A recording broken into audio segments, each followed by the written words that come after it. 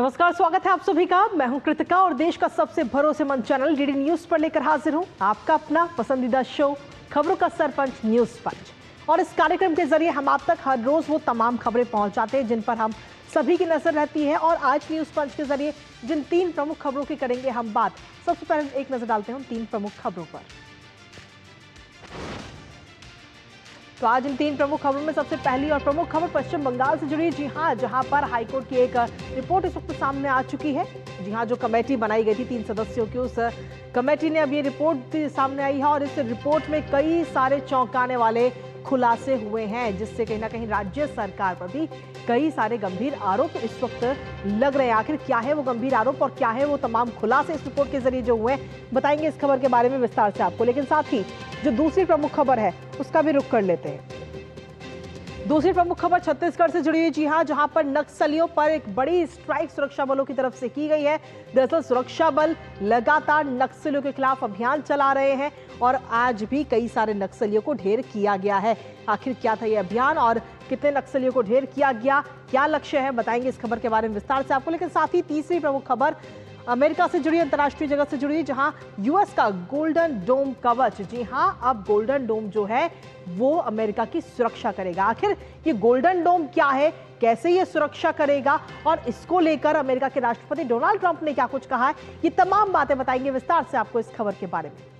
तो चलिए शुरुआत करते हैं न्यूज पंच की सबसे पहली और प्रमुख खबर के साथ। पश्चिम बंगाल के मुर्शिदाबाद में वक्फ विरोधी प्रदर्शनों के दौरान हिंसा हुई थी, जिसमें कई लोगों की हत्या भी कर दी गई थी और यह मामला राष्ट्रीय स्तर पर चर्चित भी हुआ, जिसके बाद कलकत्ता हाईकोर्ट ने इस हिंसा की जांच के लिए 3 सदस्यीय कमेटी बनाई थी और अब इस कमेटी ने अपनी रिपोर्ट हाईकोर्ट में सौंपी है, जिसमें कई सारे चौंकाने वाले खुलासे हुए हैं। और इस रिपोर्ट में पश्चिम बंगाल के स्थानीय अधिकारियों की गंभीर लापरवाही भी बताई गई है। इसके साथ ही इस रिपोर्ट में यह भी बताया गया कि हिंसा सुनियोजित थी और इसे संगठित अपराध के रूप में वर्णित किया गया। इस कमेटी ने पीड़ितों के लिए पुनर्वास और मुआवजे की भी सिफारिश की है। साथ ही कलकत्ता हाईकोर्ट कमेटी की इस रिपोर्ट को लेकर करेंगे चर्चा अपने संवाददाता से। लेकिन उससे पहले आपको दिखाते हैं कि इस रिपोर्ट में आखिर क्या कुछ है, क्या कुछ खुलासे इस रिपोर्ट के जरिए हुए हैं।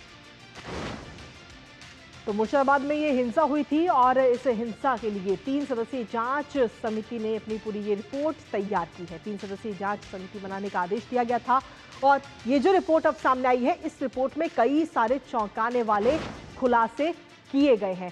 साथ ही आपको बता दें कि दंगों को लेकर बंगाल सरकार पर बड़ा आरोप अब कहीं ना कहीं इस रिपोर्ट के जरिए लगता हुआ नजर आ रहा है, क्योंकि इस रिपोर्ट में कहा जा रहा है कि टीएमसी के नेता और पुलिस पर गंभीर सवाल उठे हैं। बताया जा रहा है कि इस पूरे मामले में टीएमसी के नेता इसमें शामिल थे। 10 और 11 अप्रैल को यह हिंसा हुई थी, जिसके बाद में 12 अप्रैल को सीएपीएफ की तैनाती वहां पर की गई थी, सेंट्रल आर्म्ड पुलिस फोर्स की तैनाती वहां पर की गई थी। जिसके बाद हाईकोर्ट ने 17 अप्रैल को ये 3 सदस्यों की समिति का गठन किया था। अब इस 3 सदस्यों की समिति में आखिर कौन कौन थे, एक नजर उस पर भी डाल लेते हैं। दरअसल इन 3 सदस्यों की अगर हम बात करें तो इसमें सबसे पहला नाम आता है जोगिंदर सिंह का। जोगिंदर सिंह जिनको इसमें शामिल किया गया। इसके साथ ही जो दूसरे व्यक्ति हैं उनका भी रुख कर लेते हैं। दूसरे व्यक्ति हैं सत्य अर्णव गोपाल घोषाल, उनको भी इसमें शामिल किया गया था। और तीसरा नाम है सोगाता चक्रवर्ती, जो कि रजिस्ट्रार है WBJS की, तो उनको भी इसमें शामिल किया गया। तो ये 3 सदस्य प्रमुख जिनकी ये रिपोर्ट अब सामने आ चुकी है और इस रिपोर्ट में कई सारे खुलासे हुए। लेकिन इस रिपोर्ट में आखिर क्या कुछ बड़े खुलासे हुए हैं वो भी आपको बताते हैं। दरअसल इस जांच रिपोर्ट की अगर हम बात करें तो हिंसा के दौरान हिंदू समुदायों को निशाना बना गया था, इस रिपोर्ट में ये बात कही गई है। साथ ही इस रिपोर्ट में कहा गया कि बदेवना गांव में 113 घरों को जलाया गया है। पानी के कनेक्शन वहां पर काट दिए गए ताकि जिन घरों को आग लगाई गई वो लोग अपनी आग ना बुझा पाएं। पुलिस थाने के मात्र 300 मीटर दूरी के, यानी कि 300 मीटर का जो दायरा है उसके अंदर ये पूरी वारदात हुई थी, लेकिन पुलिस उसके बावजूद भी वहां नहीं पहुंची। हिंसा में टीएमसी नेता भी लिप्त इसमें पाए गए हैं, क्योंकि इस रिपोर्ट में इस बात का पूरा बताया गया है कि टीएमसी के नेता भी इसमें शामिल थे। इसके साथ ही स्थानीय पार्षद महबूब आलम ने ये पूरी हिंसा भड़काई थी। इस पूरी हिंसा का नेतृत्व करते हुए वो नजर आए और पुलिस कहीं ना कहीं पूरी तरह से विफल और पूरी तरह से नाकाम नजर आई। ये तमाम बातें इस रिपोर्ट में कही गई हैं। साथ ही पुलिस ने जो लोग वहां पर मुश्किलों में फंसे हुए थे उनमें से किसी की भी मदद पुलिस ने नहीं की है। बड़े पैमाने पर आगजनी की गई, लूटपाट की गई, दुकानें और कई मॉल को भी आग के हवाले इस दौरान वहां पर किया गया जब ये हिंसा हुई थी। लेकिन पुलिस जो कि मात्र कुछ मीटर की दूरी पर थी वो वहां पर नहीं पहुंची। इसके साथ ही आपको बता दें कि इस रिपोर्ट में, ये जो पूरी रिपोर्ट सामने आई है, इस रिपोर्ट में हरगोविंद दास और उनके बेटे की हत्या का भी जिक्र इस रिपोर्ट के जरिए किया गया है। लेकिन इसके साथ ही अगर हम देखें तो इससे पहले गृह मंत्रालय को आगाह भी किया गया था। पश्चिम बंगाल के जो राज्यपाल हैं सीवी आनंद बोस, उनकी तरफ से यह आगाह किया गया था और 4 मई को राज्यपाल ने पूरी एक रिपोर्ट बना करके गृह मंत्रालय को सौंपी थी, जिसमें कहा गया था कि कट्टरपंथ और उग्रवाद सबसे बड़ा खतरा है पश्चिम बंगाल के लिए, राज्य के लिए। साथ ही उन्होंने कहा था कि मुर्शिदाबाद और मालदा जिलों में दोहरा खतरा है क्योंकि यहां पर कट्टरपंथ और उग्रवाद सबसे ज्यादा, और इसके साथ ही नॉर्थ दिनाजपुर को भी उन्होंने संवेदनशील जिला अपनी इस रिपोर्ट के जरिए बताया था। लेकिन इसके साथ ही अपनी इस रिपोर्ट में जहां उन्होंने आगाह किया था, आगाह के साथ ही 4 सुझाव भी अपनी इस रिपोर्ट में सीवी आनंद बोस ने दिए थे। सीवी आनंद बोस ने अपनी इस रिपोर्ट में जो सुझाव दिए थे वो भी आपको बताते हैं। दरअसल उन्होंने सुझाव दिए थे कि बांग्लादेश से सटे हुए जो सीमावर्ती जिले हैं वहां पर सेंट्रल फोर्स की चौकियों को बनाया जाए, स्थापित की जाए। इसके साथ ही हिंसा की जांच के लिए आयोग का गठन किया जाए जो कि इस हिंसा की जांच करे। ये तमाम चीजें सीवी आनंद बोस की रिपोर्ट में थी। हालात बिगड़ने पर आर्टिकल 356 यानी कि राष्ट्रपति शासन का विकल्प की बात भी उनकी तरफ से कही गई कि अगर हालात बिगड़ते हैं तो राष्ट्रपति शासन भी लगाया जाए। केंद्र सरकार संवैधानिक विकल्पों पर विचार करे, ये बात सीवी आनंद बोस ने अपनी इस रिपोर्ट में कहा था। लेकिन इसके साथ ही अगर हम देखें तो ये आगाह भी किया गया, उसके बावजूद भी तस्वीर कहीं ना कहीं बिगड़ती हुई हमें नजर आई है। और इसी बीच अगर हम देखें तो इस हिंसा को लेकर अब ममता बनर्जी सरकार घिरी हुई नजर आ रही है। भारतीय जनता पार्टी किस तरीके से हमलावर है वो आपको सुनाते हैं। All the attacks were carried out on the Friday, 11th of April from 2 p.m. onwards under the instructions of local councillor Mehboob Alam, and police and administration done nothing. तो ममता जी, ये तो आपकी पार्टी के बहुत महबूब नजर आ रहे हैं, आपकी पार्टी के बड़े प्रिय नजर आ रहे हैं। ये बात अब फाइंडिंग्स में बिल्कुल साफ हो गई। लेकिन इसके साथ ही आपको बता दें कि भारतीय जनता पार्टी के प्रवक्ता हैं शहजाद पूनावाला, और उन्होंने कलकत्ता हाई कोर्ट की बनाई गई कमेटी की रिपोर्ट पर कहा है कि मुर्शिदाबाद में हुए दंगे में टीएमसी नेता महबूब आलम का हाथ था। साथ ही उन्होंने कहा कि टीएमसी नेताओं पर आज तक कोई कार्रवाई नहीं हुई। आपको सुनाते हैं। कोलकाता हाईकोर्ट के फैक्ट फाइंडिंग पैनल ने धजिया उड़ा दी है, पूरा पर्दाफाश कर दिया है पश्चिम बंगाल की सरकार का। उन्होंने बताया है कि किस प्रकार से मुर्शिदाबाद में वक्फ के नाम पर जो दंगे हुए वो ऑर्गेनिक नहीं ऑर्गेनाइज थे, स्पॉन्टेनियस नहीं स्पॉन्सर्ड थे। चुन चुनकर टारगेटिंग हिंदुओं की गई और महबूब आलम टीएमसी के एक नेता उसको लीड कर रहे थे। पुलिस इनएक्टिव थी, कितने घर जलाए गए पर पुलिस कुछ नहीं कर पा रही थी। आउटसाइडर थियरी दी जा रही थी ममता बनर्जी के द्वारा, वो पूरी तरह से ध्वस्त हो गई। और एक बात स्पष्ट है कि उनके कितने नेता दंगाइयों को बचा रहे थे, उन पर आज तक कोई कार्रवाई नहीं हुई है। तो सीधे तौर पर अब इस रिपोर्ट के सामने आने के बाद में ममता सरकार चौतरफा घिरती हुई नजर आ रही है। हमारे साथ हमारे सहयोगी प्रसन्नजीत बख्शी इस वक्त जुड़ रहे हैं, सीधा उन्हीं का रुख करते हैं, ताजा अपडेट उनसे लेते हैं। प्रसन्नजीत, क्या कुछ ताजा अपडेट है आपके पास में, क्योंकि जब ये रिपोर्ट सामने आ चुकी है और इस रिपोर्ट में कई सारे चौंकाने वाले खुलासे हुए हैं कि किस तरीके से हिंदुओं को निशाना बनाया गया, किस तरीके से पूरी तैयारी के साथ यहाँ पर हिंसा भड़काई गई, और इसमें टीएमसी के नेता का भी नाम अब सामने आ चुका है। प्रसन्नजीत, देखिए कृतिका, यहाँ पे लोग एक बात पर काफी चिंतित है कि अब ये रिपोर्ट सामने आने के बाद रिपोर्ट में कई लोगों की नाम है जो लोग विटनेस के हिसाब से ये साथ बात किया है, ये मंडल वो ये सब नाम वहां पे दिया गया है कि इनके साथ बात किया गया, इन्होंने ये बताया, इनके साथ बात किया गया, इन्होंने ये बताया। अब मुश्किल इस बात की है जहां पे चीफ मिनिस्टर और होम मिनिस्टर पूरे दंगा को बांग्लादेश की उपद्रवी और बीजेपी का बनाया हुआ ये सब कुछ बोल के अपना पल्ला झाड़ लिया था। अब उन्होंने अगर इस तरह की जिन लोगों की नाम आया, इनका सिक्योरिटी कौन देंगे? जिन्होंने खुलकर एसआईटी से बात किया है, इनका सिक्योरिटी कौन देंगे? क्योंकि अब ये खुलासा हो गया कि बंगाल पुलिस, तृणमूल कांग्रेस की बंगाल की सरकार, सब लोग मिल के ये जो शाहजाद पूनावाला की जो कोनोटेशन है, मैं उस कोनोटेशन को पकड़ता हूं कि ये ऑर्गेनिक नहीं था, it was a organised crime, organised by the police, by the local Trinamool leaders, and of course chief minister को पता नहीं है, ये हो ही नहीं सकता। क्योंकि 11 तारीख को जो कुछ भी हुआ, 12 तारीख से हमारे सारे पत्रकार लोग वो 300 मीटर की दूरी पर इंतजार कर रहे थे अंदर जाने के लिए, लेकिन पुलिस अंदर जाने ही नहीं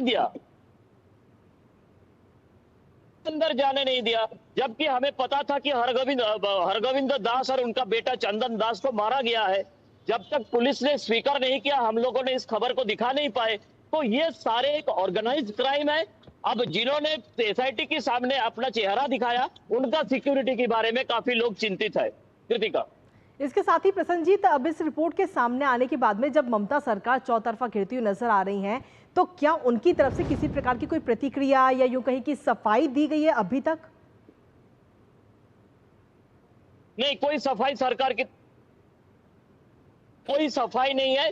चीफ मिनिस्टर उत्तर बंगाल में है, जब वो कोलकाता लौटेंगे उसके बाद कुछ सिलीगुड़ी में कुछ बताएंगे कि नहीं, इसी के इंतजार में है। लेकिन चीफ मिनिस्टर छोड़ के बाकी कोई इसी के ऊपर कोई एक टिप्पणी नहीं किया, और सब लोग बचने की कोशिश में है कि इससे कोई टिप्पणी ना करे, इसे कोर्ट का दस्तावेज बोल के इस एसआईटी रिपोर्ट से बच जाए। साथ ही प्रसन्नजीत, ये जो रिपोर्ट सामने आई है, इस रिपोर्ट में अब क्या कुछ आगे के लिए सुझाव दिए गए हैं? देखिए, जिस तरह से महामहिम डॉक्टर सीवी आनंद बोस ने अपने रिपोर्ट में बताए थे, करीब करीब उसी तरह से एसआईटी ने भी अपने रिपोर्ट में बताया कि ये जो मुर्शिदाबाद की दंगा है, ये सुनियोजित है और इसके बारे में आगे जाके जांच होना जरूरी है। और खास तौर से ये देखना जरूरी है कि ये जो सीमावर्ती जगह है, इस सीमावर्ती जगह में किस तरह से यहाँ पे सुरक्षा को कायम रखा जाए। एकदम मैं कह सकता हूँ कि पत्रकार हम जिस तरह से रिपोर्ट किए थे, उसी तरह से महामहिम गवर्नर साहब को भी पता चला था अपने तहकीकात में, और अब एसआईटी को भी पता चला अपने तहकीकात में। इसीलिए जो सच्चाई है वो सच्चाई है। ममता बनर्जी और उनके पुलिस और उनके पार्टी झूठ फैलाने की कोशिश में लगे हुए थे पिछले कई दिनों से। चलिए ठीक है प्रसन्नजीत, बहुत बहुत धन्यवाद तमाम जानकारी और अपडेट्स हमारे साथ साझा करने के लिए। इस खबर से जुड़े, लेकिन साथ ही आप इस खबर पर अपनी नजर लगातार बनाए रखिएगा। और इसी के साथ चलिए अब अगली महत्वपूर्ण खबर का रुख कर लेते हैं, जहां छत्तीसगढ़ में लगातार नक्सलियों के खिलाफ सुरक्षा बल अभियान चलाए हुए हैं। छत्तीसगढ़ के अबूझमाड़ में आज सुबह पुलिस के जवानों ने नक्सल संगठन की कमर तोड़ दी। एंटी नक्सल ऑपरेशन में इतिहास रचते हुए जिस नक्सली नेता की देश भर की सुरक्षा एजेंसियों को तलाश थी, उसे डीआरजी के जवानों ने आज मार गिराया। सुरक्षा बलों ने नक्सलियों के चीफ और 1 करोड़ का इनामी नंबाला केशवराव उर्फ बशव राजू को उर्फ गगन्ना को मार गिराया है।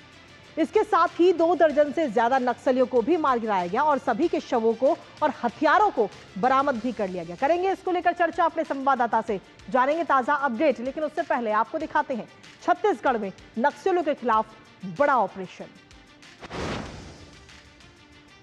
तो छत्तीसगढ़ में किस तरीके से नक्सलियों के खिलाफ ये बड़ा ऑपरेशन इस वक्त चल रहा है, वो आपको दिखा रहे हैं।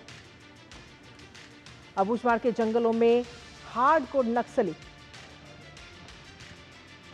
और सीधे तौर पर देखें तो अब तक 26 नक्सलियों को मार गिराया गया है, इस बात की जानकारी मिल चुकी है। लेकिन साथ ही आपको बता दें कि कुख्यात नक्सली बसवा राजू को भी मार दिया गया है, जिसको लगातार जिसकी तलाश की जा रही थी। बसवा राजू पर आपको बता दें कि 1 करोड़ का इनाम था, जिसको आज ढेर किया गया है सुरक्षा बलों की तरफ से।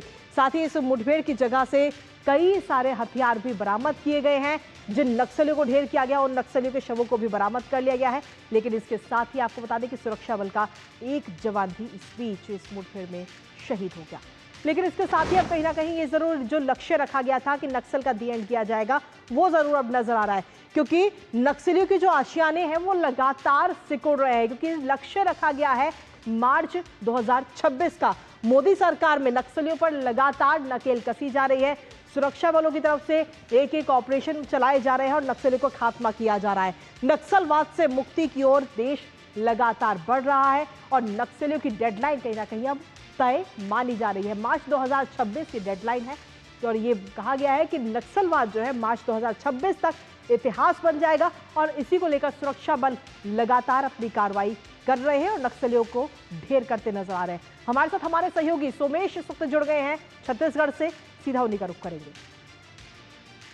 सोमेश, क्या कुछ ताजा अपडेट है आपके पास में? सीधे तौर पर हम देखें तो जो डेडलाइन रखी गई है उस डेडलाइन के मुताबिक लगातार ऑपरेशन चलाए जा रहे हैं सुरक्षा बलों की तरफ से। ये आपको मैं बताऊं, जो छत्तीसगढ़ के बस्तर में पिछले 3 दिनों से एंटी नक्सल ऑपरेशन जारी है और जो नारायणपुर अबूझमाड़ इलाका है, माने नक्सलियों का मोस्ट जो ठिकाना माना जाता है, तो उस इलाके में सुरक्षा बलों और नक्सलियों के बीच में मुठभेड़ चल रही है। पिछले 3 दिनों से चल रही मुठभेड़ में सुरक्षा बलों ने अब तक 26 नक्सलियों के एनकाउंटर पे मार गिराया है। एक सबसे महत्वपूर्ण बात बताऊं, सुरक्षा बलों की जानकारी मिली थी कि अबूझमाड़ के इलाके में जो मोस्ट वांटेड नक्सली है वसव राजू, इसके छुपे होने की खबर थी। इसके बाद सुरक्षा बलों ने एक ज्वाइंट का ऑपरेशन चलाया, जिसके बाद जो मोस्ट वांटेड नक्सली यानी नक्सलियों का जनरल सेक्रेटरी, जिसके ऊपर 1.5 करोड़ रुपए का इनाम था, इसे सुरक्षा बलों ने एनकाउंटर में मार गिराने में सफलता हासिल की है। नक्सलियों के कोर इलाके में सुरक्षा बलों नक्सलियों के बीच में मुठभेड़ चल रही है और इस मुठभेड़ में डीआरजी के जवान नक्सलियों के कोर इलाकों में घुसकर फायरिंग भी कर रहे हैं। और पिछले दिनों, अगर मैं पिछले दिनों की बात करूं, पिछले 7 दिन पहले भी सुरक्षा बलों ने नक्सलियों की जो करेगुट्टी की पहाड़ी है, इस इलाके में सुरक्षा बलों ने 21 दिनों तक सबसे बड़ा एंटी नक्सल ऑपरेशन चला था और इसमें 31 नक्सलियों को सुरक्षा बलों ने मार गिराने में सफलता हासिल की है। और आज जो मोस्ट वांटेड नक्सली यानी जो नक्सलियों का जनरल सेक्रेटरी है, उसे सुरक्षा बलों ने एनकाउंटर पे मार गिराया है। इसके ऊपर 1.5 करोड़ रुपए का इनाम था और करीबन 3 राज्यों की पुलिस इस नक्सली को ढूंढ रही थी और आज सुरक्षा बलों ने इसे मार गिराने में सफलता हासिल की है। जी, लेकिन इसके साथ ही अगर हम देखें तो एक लक्ष्य रखा गया था, गृह मंत्री की तरफ से कहा गया था कि 2026 मार्च तक नक्सली जो है वो इतिहास बन जाएंगे और उस लक्ष्य की तरफ अब कहीं ना कहीं सुरक्षा बल जो है लगातार अग्रसर भी है। बहुत बहुत शुक्रिया तमाम जानकारी और अपडेट्स हमारे साथ सोमेश साझा करने के लिए।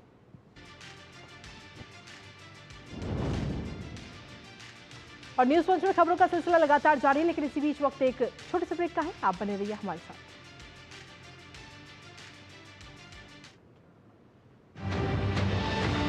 मुझे बहुत अच्छा लग रहा है, यहाँ पे तिरंगा पे हम पार्टिसिपेट कर रहे हैं। मैं प्राउडली डिफेंस के साथ हमेशा प्राउड फील करती हूँ। भारत ने जो है 2 दिन में उनको घुटने टिकवा दिए। भारतीय सेना ने पराक्रम किया है। ये मजबूत भारत है और भारत किसी के सामने झुकता नहीं है।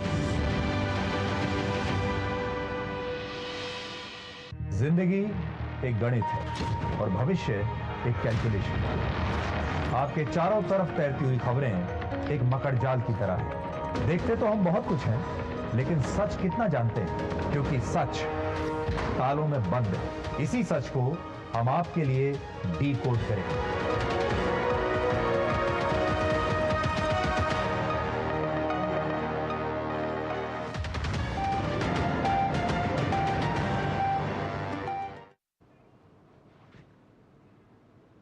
और ब्रेक के बाद एक बार फिर से स्वागत आप सभी का। अब रुक करेंगे हमारी तीसरी प्रमुख खबर का अंतर्राष्ट्रीय जगत से जुड़ी। जी हां, जहां अमेरिकी राष्ट्रपति डोनाल्ड ट्रंप ने जब से सत्ता संभाली है, किसी ना किसी कारण चर्चा में बने हुए हैं। कभी टैरिफ को लेकर तो कभी अपने आदेशों को लेकर वो चर्चा में है। लेकिन अब जिस प्रोजेक्ट की जानकारी डोनाल्ड ट्रंप ने दी है, उसकी चर्चा अब हर ओर है। दरअसल ट्रंप अमेरिका के लिए नया डिफेंस सिस्टम बनवा रहे हैं। जी हां, डोनाल्ड ट्रंप ने बीते कल मंगलवार को ओवल ऑफिस में एक प्रेस कॉन्फ्रेंस करके गोल्डन डोम प्रोजेक्ट की ये जानकारी दी है, जिसमें कहा जा रहा है कि गोल्डन डोम स्पेस से होने वाले हमले भी रोकेगा और इजरायली आयरन डोम से भी ज्यादा मजबूत होगा। इस पर करेंगे अपने संवाददाता से चर्चा, लेकिन उससे पहले आपको दिखाते हैं गोल्डन डोम आखिर क्या है और कैसे करेगा अमेरिका की सुरक्षा। तो अमेरिका का ये नया सुरक्षा कवच, ट्रंप ने गोल्डन डोम लॉन्च कर दिया है। इस बात की जानकारी खुद डोनाल्ड ट्रंप की तरफ से बीते कल दी गई है।